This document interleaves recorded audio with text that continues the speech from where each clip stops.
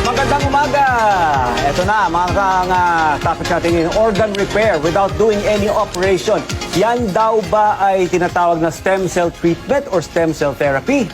Totoo naman mga kada na health is wealth. Kaya kung curious kayo na malaman ano nga ba itong stem cell at stem cell therapy, today makakasama po natin si Sir King Bernard Del Rosario, di isang stem cell therapy consultant, dating nurse abroad at ngayon ay isa na nga sa mga nangunguna sa isang Singapore-based company na may kaugnayan sa stem cell or live cell therapy. Welcome po sa Kada Umaga!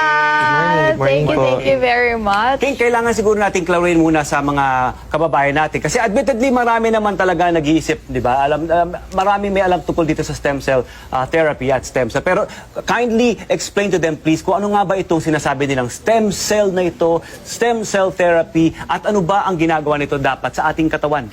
Okay, so actually, maraming tao ang sinasabi nila na stem cell is bago sa medical field, but kung titignan po natin, basing sa history, stem cell is already being used. Stem cell is already being used for the past decades. And basically, ano po ba ang stem cell? It's doing organ repair. It's doing organ transplant without doing operation. Wherein, ang mga sakit natin kadalasan is because of organ damages. Hypertension, diabetes, even cancer, arthritis, everything po is because of degenerative, or it's like degeneration of our cells, of our organs. So anong gagawin po ng stem cell? It will repair, it will bring back our organs to its normal state. Pero can we kindly explain to them further kung ano ba yung stem cell na ito? Anong part ito ng katawan? How do you harvest it? And then, where do you harvest it? Where can you where can you implant it? Okay. Kasi there's di ba, mayroong bone marrow na implanting or transplanting na pwedeng gawin. Pero yung stem cell mismo, ano po ba yung stem cell na ito? Okay, so lahat po tayo, all organisms are actually made up of stem cells or cells.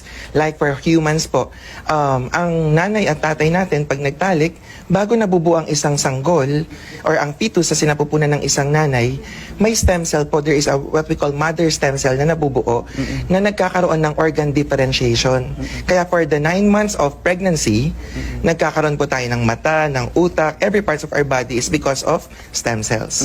So in the industry of stem cell, may mga ginagamit po ba aside from humans, may ginagamit din pong ibang organisms like deer. Ang ginagamit po sa pinakakilalang injectable is actually coming from the sheep, which is a black mountain sheep. It's a rare type of sheep na ginagamit ng mga known personalities po, not only in the Philippines but also worldwide. Okay.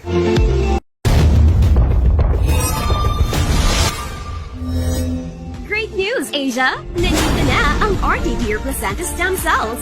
Awarded by Asia's Golden Icons as Asia's leading oral placenta stem cell supplement.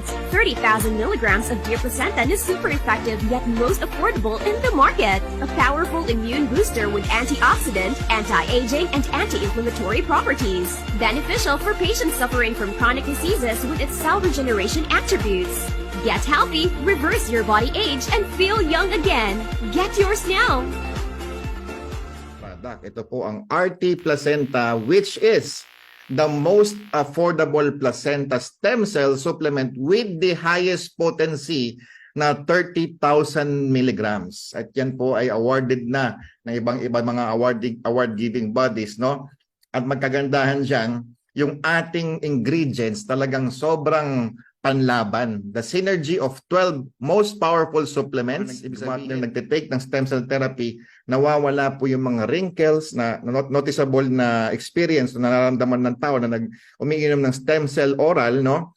Yung energy nila parang bumabalik, no? Alam mo yun, parang bumabalik sa pagkabata. Okay? It also repairs damaged cells caused by free radicals, aging, and degenerative diseases. Okay. And also, example, you have a kidney failure, di ba? Nagda-dialysis ka na for 5 years, 10 years. Pero ito po, sinasabi ng stem cell that it can help you improve at lessen yung damage ng kidney, ma-repair siya. Kahit 1% lang po na chance. Ang tanong, would you take it?